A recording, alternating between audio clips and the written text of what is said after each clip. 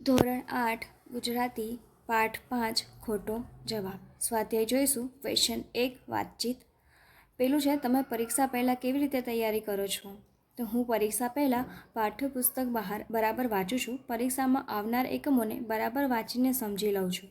બધા સવાલોનો જવાબ લખીને યાદ રાખું છું, જેથી કરીને પરીક્ષામાં પેપર લખવાની ઝડપ આવે. મને ન આવડતા સવાલો મારા શિક્ષકો કે મિત્રો પાસેથી શીખી લઉં છું. બીજું છે, પરીક્ષા ખંડમાં પ્રશ્નપત્ર મળે ત્યારે તમને ગભરામણ થાય છે કે ઉત્સુકતા? કેમ? તો પરીક્ષા ખંડમાં પ્રશ્નપત્ર મળે ત્યારે મને ઉત્સુકતા થાય છે, કારણ કે મારી પરીક્ષાની તૈયારી એકદમ પાકી હોય છે અને મને મારી તૈયારી પર પૂરો વિશ્વાસ હોય છે, જેથી ગભરામણ તો ક્યારેય થતી જ નથી. પરીક્ષામાં કઈ રીતે સવાલ પૂછાયા હશે કે પેપર કેટલું લાંબુ હશે તેની મને ઉત્સુકતા રહે છે. ત્રીજું છે, કોઈ પ્રશ્નનો જવાબ તમને ન આવડે તો તમે શું કરો છો? જો મને કોઈ પ્રશ્નનો જવાબ ન આવડે તો સૌપ્રથમ તો હું પાઠ્યપુસ્તકમાંથી જાતે તેનો જવાબ શોધવાનો પ્રયત્ન કરું છું. ત્યારબાદ જો ન આવડે તો મારા શિક્ષક કે મિત્રોની મદદ લઉં છું. ચોથું, પરીક્ષામાં પૂછાયેલ પ્રશ્નના જવાબ સાચો છે કે ખોટો એ કેવી રીતે નક્કી કરશો? પરીક્ષા આપીને ઘરે આવીને પાઠ્યપુસ્તકમાં તે સવાલનો જવાબ જોઈને સવાલનો સાચો જવાબ નક્કી કરું છું. ક્યારેક પરીક્ષા પૂર્ણ થયા બાદ શિક્ષક અથવા મિત્રોને પૂછીને પણ પરીક્ષામાં પૂછાયેલા પ્રશ્નના જવાબ સાચો છે કે ખોટો તે નક્કી કરી શકાય. પાંચમું, પાઠ્યપુસ્તક સાથે રાખીને પરીક્ષા આપવાની હોય તો તે તમને ગમે અને કેમ? તો પાઠ્યપુસ્તક સાથે રાખીને પરીક્ષા આપવાની હોય તો મને ન ગમે, કારણ કે આપણો સામે પાઠ્યપુસ્તકમાંથી જવાબો શોધવામાં જ જતો રહે. ઓકે, આમાં લખેલું એવું છે કે આપણો સમય પાઠ્યપુસ્તકમાંથી જવાબો શોધવામાં જ જતો રહે. આપણે જવાબ મોઢે આવડતો હોવા છતાં પુસ્તક સાથે હોય તો પણ પુસ્તકમાંથી જોવાની ઈચ્છા થાય, અને સ્વાભાવિક છે કે પુસ્તકના કયા પાના પર આપણા સવાલનો જવાબ રહેલો છે તે આપણને યાદ ન હોય. તેથી તે જવાબ શોધવામાં જ આપણો પેપર લખવાનો સમય પૂરો થઈ જાય છે અને કદાચ આપણું પેપર અધૂરું રહી જાય. તેથી પાઠ્યપુસ્તક સાથે રાખીને પરીક્ષા આપવાની હોય તો તે મને ન ગમે. એના પછી છઠ્ઠું છે, તમે કોઈ બાબત માટે નિર્ણય લેતા પહેલાં કોઈનો અભિપ્રાય લો છો? તો શા માટે? તો હા, હું કોઈ બાબત માટે નિર્ણય લેતા પહેલાં મારા માતા પિતાને અન્ય વડીલોની સલાહ લઉં છું, કારણ કે આપણા કરતાં તેમનો જિંદગીનો અનુભવ વધારે હોય છે. તેઓ જીવનના ઉતાર ચઢાવમાંથી પસાર થયેલા હોય છે, તેથી તેઓ પરિસ્થિતિને સારી રીતે સમજી શકે છે અને આપણને સાચી સલાહ આપી યોગ્ય નિર્ણય લેવામાં મદદ કરે છે. આ રીતે આપણે ખોટો નિર્ણય લેતા કે ભૂલો કરવાથી બચી જઈએ છીએ. સાતમું છે, તમારા લીધેલા નિર્ણય માટે તમને બીજાનું સમર્થન મળે તો જ તમે નિર્ણયને યોગ્ય માનો કે કેમ? તો મોટાભાગે હું મારા નિર્ણય લેતા પહેલાં ઘરના વડીલોનું સમર્થન કે સલાહ લઉં છું, કારણ કે મારી ઉંમરમાં હું કદાચ કોઈ નિર્ણય લેવામાં ભૂલ કરી બેસું તો તેઓ મને યોગ્ય સલાહ આપી મારી ભૂલ સુધારી શકે અને મને સાચો નિર્ણય લેવામાં મદદ કરી શકે. તે ઉપરાંત તેઓ હંમેશા મારું ભલું જ વિચારવાના હોય, તેથી મારા નિર્ણયમાં મને તેઓનું સમર્થન મળે પછી જ હું મારા નિર્ણયની યોગ્ય માની આગળ વધું છું. એના પછી ક્વેશ્ચન 2 જોઈએ. ઉદાહરણ મુજબના શબ્દથી વધુ શબ્દો શોધીને તેનો અર્થ જણાવો. તો પહેલું ઉદાહરણ છે, આત્મનિર્ભર તો સ્વાવલંબી. આત્મવિશ્વાસ, પોતાના પર ભરોસો હોવો તે. આત્મબળ, પોતાની ક્ષમતા. આત્મશ્લાઘા, પોતાના વખાણ કરવા. આત્મકથા, પોતાના જીવન વિશે કહેવું. આત્મજ્ઞાન, પોતાની જાત વિશે જ્ઞાન થવું. આત્મરક્ષા, પોતાની જાતનું રક્ષણ કરવું. આત્મનિર્ભર, પોતાની જાત પર નિર્ભર હોવું. ક્વેશ્ચન 3 ખાલી જગ્યા પૂરવાની છે. તો દરેક વિદ્યાર્થીમાં પરીક્ષામાં પાસ થવા વિશે ખાલી જગ્યા હોવો જોઈએ. તો આત્મવિશ્વાસ. તપસ્વીઓ પોતાના ખાલી જગ્યા માટે યજ્ઞ કરતા હતા. તો આત્મકલ્યાણ માટે. કન્યાશાળાના મેદાનમાં ખાલી જગ્યા ઊભી કરે તે એ કયા પિતાને ન ગમે? તો આત્મ ઓળખ. પોતાનો પુત્ર પોતાની ખાલી જગ્યા ઊભી કરે એ કયા પિતાને ન ગમે? તો આત્મનિર્ભરતા. દેશની પ્રગતિનો આધાર નાગરિકોની ખાલી જગ્યા અને દેશની આત્મનિર્ભરતા પર છે. તો આત્મવિશ્વાસ. ક્વેશ્ચન 4 છે, નમૂના મુજબના શબ્દોનો પ્રયોગ કરી વાક્ય બનાવો. ઉદાહરણ છે, કાચું પાકું. તો વાક્ય બનશે, ગણિત કાચું હતું પણ વ્યક્તિત્વ પાકું હતું. પછી આપ્યું છે ઉલટું સીધું. તો વાક્ય બને, તેનું મોઢું જોઈને જ લાગતું હતું કે તે કોઈ ઉલટું સીધું કામ કરીને આવ્યો છે. પછી છે મુખ્ય અને ગૌણ. તો વાક્ય બનશે, જીવનમાં મુખ્ય તો પ્રેમ છે, પૈસો તો ગૌણ છે. સાચું ખોટું. જીવનમાં થોડા અંશે સાચું ખોટું તો બધાએ કરવું પડે. સવાલ જવાબમાં આવશે, થોડા સવાલ જવાબ લખ્યા ત્યાં તો શાળાનો સમય પૂરો થઈ ગયો. ઉપર નીચે, મેં ભોજન ટેબલ પર મૂક્યું ત્યાં તો પ્લેટ નીચે પડી ગઈ. આગળ પાછળમાં આવશે, તે તેના માતા પિતાનું એકમાત્ર સંતાન છે, તેને આગળ પાછળ કોઈ નથી. વધુ ઓછું. તો આપણા કર્મો આપણે આપણા કર્મો પ્રમાણે આપણે જીવનમાં કંઈક વધુ તો કંઈક ઓછું મળે છે. માત્ર લાભ અને ગેરલાભ તો સંબંધોમાં લાભ ગેરલાભ ન જોવા જોઈએ. ક્વેશ્ચન 5 છે જોડકા જોડો. પોતાનો વિષયનું ઓકે અબ આપેલું છે. અબ પ્રમાણે જો અહીં મેં નીચે આપેલું છે પહેલામાં બીજું આવશે, બીજામાં પહેલું, ત્રીજામાં પાંચમું, ચોથામાં ચોથું અને પાંચમામાં ત્રીજું. સ્ટોપ કરીને તમારે જોઈ લેવું. ઓકે, એના પછી છઠ્ઠું છે ખરી વાત તો સાવ ઉલટી છે થી હું પોતે હાથમાં લઈને પૂરું અને આખું જીવીશ ત્યાં સુધી વાંચો અને આપેલી વિગતો ખોટી હોય તો ખોટો જવાબ અને સાચી હોય તો સાચો જવાબ લખું. ભલે એમાં જવાબ ખોટો હોય તો પણ હું મારો જ જવાબ રજૂ કરીશ તો સાચો જવાબ છે. હું બાજુવાળાને પૂછીને જ લખીશ તો ખોટો જવાબ. મારા ગણેલા દાખલાનો જવાબ બીજાએ કહ્યો લખીશ તો ખોટો જવાબ. લખાણ મારું અને સહી બીજાની એ રીતે જીવન ન ચાલે તો સાચો જવાબ. મારો દાખલો શરૂ હું કરીશ પણ પૂરો બીજા પાસે કરાવીશ તો ખોટો જવાબ છે. એના પછી 7મું જોઈએ આપેલા વાક્યમાં અર્થ માટે સાચો વિકલ્પ પસંદ કરો. તો પેલું છે દાખલાનો જવાબ જોઈ વિદ્યાર્થીને વિસ્મય થયું કે દાખલાનો જવાબ જોઈ વિદ્યાર્થીને આશ્ચર્ય થયું. એના પછી છે હોશિયાર વિદ્યાર્થીનો દાખલો જોઈ જવાબની ખાતરી કરી. તો દાખલાનો જવાબ સાચો છે કે ખોટો તેની ચકાસણી કરી. ત્રીજું મારા દાખલાને માટે ઓછીનો જવાબ ન જોઈએ તો મારા દાખલાના જવાબ માટે હું બીજામાંથી નક્કી નહીં કરું.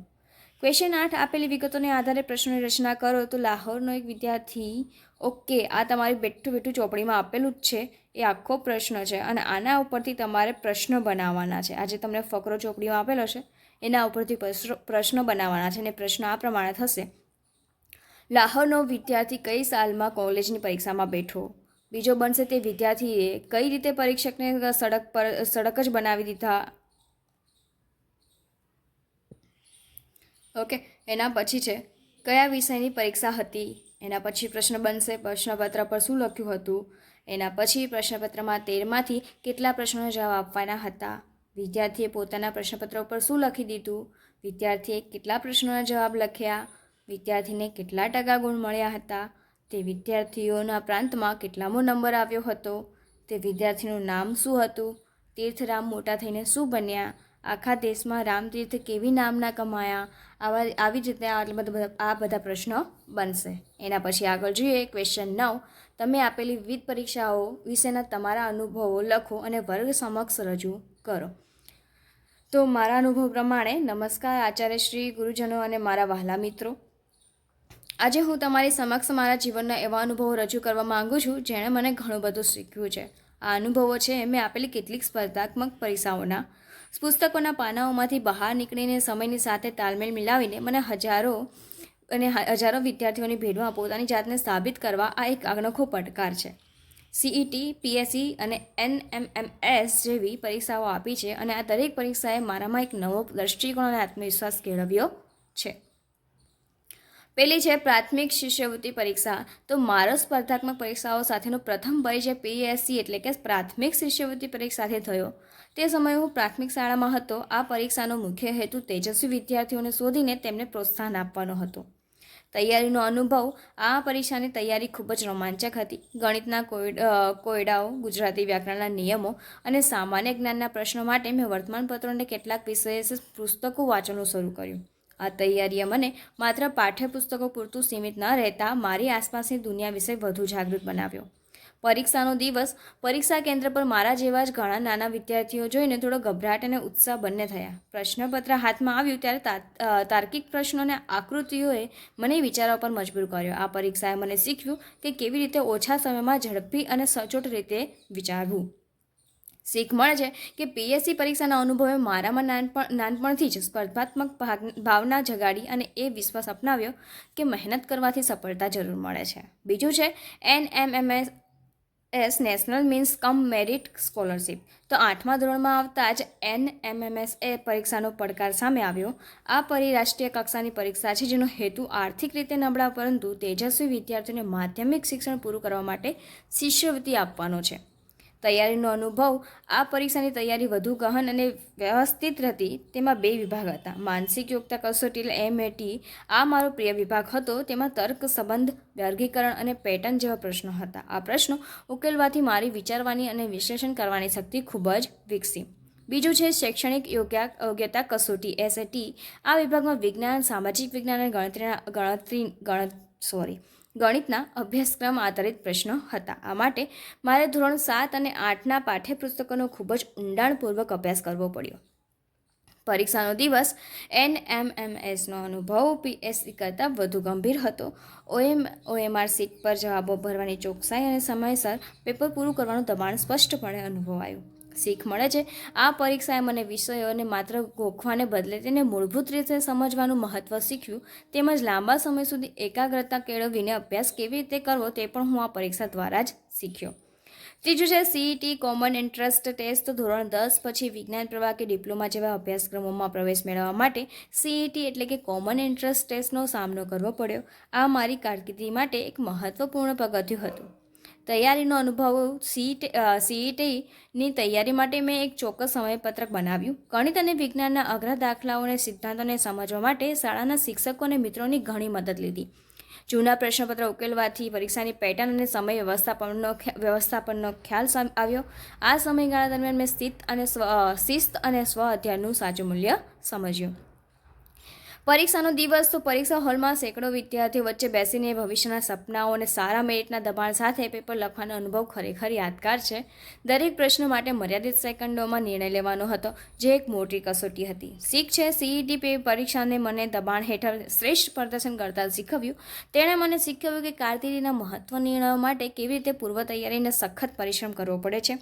નિષ્કર્ષ. તો મિત્રો, આ પરીક્ષાઓ માત્ર માર્ક્સ કે રેન્ક મેળવવા માટે નથી. આ પરીક્ષાઓ આપણી ક્ષમતાઓને ચકાસવા, આપણી નબળાઈઓને ઓળખવા અને તેના પર કામ કરવાની તક આપે છે.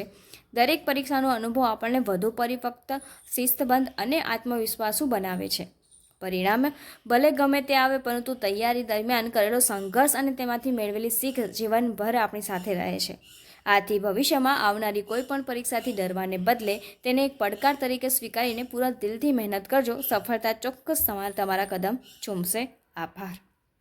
એના પછી ક્વેશ્ચન 10 જોઈએ. પ્રશ્નના જવાબ લખો.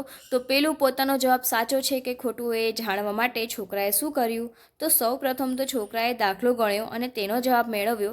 જે જવાબ આવ્યો તેની ખાતરી કરવા ફરીથી દાખલો ગણ્યો. ફરી તે જ જવાબ આવ્યો. વધારે ખાતરી કરવા માટે તેણે બાજુમાં બેઠેલા મિત્રને તે દાખલાનો જવાબ પૂછ્યો. બીજું છે, છોકરાના મનમાં ખોટા જવાબ વિશે સી ગડમથલ ચાલતી હતી. તો છોકરાએ દાખલો ગણ્યો અને જે જવાબ આવ્યો તેના માટે તેને શંકા હતી. તેને પોતાનો જવાબ સાચો છે કે ખોટો તેવી ગડમથલ હતી. તેણે ખાતરી કરવા બાજુમાં બેઠેલા પોતાના મિત્રને પૂછ્યું, તો તેનો જવાબ છોકરાના જવાબ કરતાં અલગ હતો. છોકરાને લાગ્યું કે કદાચ મારી બાજુમાં બેઠેલા મિત્રનો જવાબ સાચો હશે, તો આમ તેને પોતાના આવેલા જવાબ પર વિશ્વાસ ન હતો. ત્રીજું, છોકરાને કઈ બાબતોનો પસ્તાવો છે? શા માટે? તો છોકરાને એ બાબતનો પસ્તાવો છે કે તેણે સાચો જવાબ મેળવ્યો હોવા છતાં મિત્રના જવાબ પર વિશ્વાસ રાખીને પોતાનો સાચો જવાબ ચેકીને ખોટો જવાબ લખ્યો. તેણે પોતાના પર ભરોસો ન રાખ્યો, તેનો આત્મવિશ્વાસ પડ્યો, તે બાબતનો છોકરાને પસ્તાવો છે. ચોથું છે, છોકરાઓમાં આત્મવિશ્વાસનો અભાવ હતો એવું શા પરથી કહી શકાય? તો છોકરાએ જાતે દાખલો ગણીને સાચો જવાબ મેળવ્યો હતો.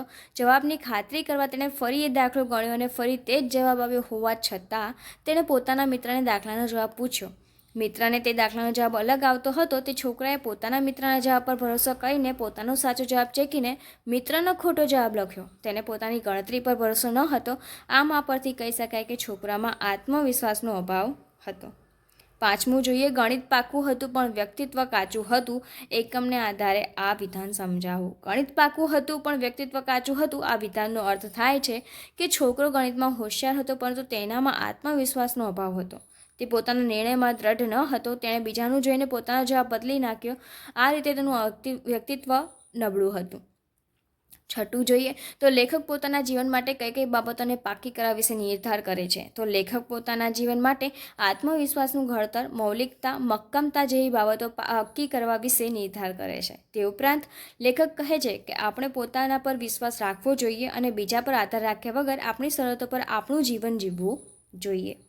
અને એ જ સાથે આપણું આ સ્વાધ્યાય અહીંયા પૂરું થાય છે.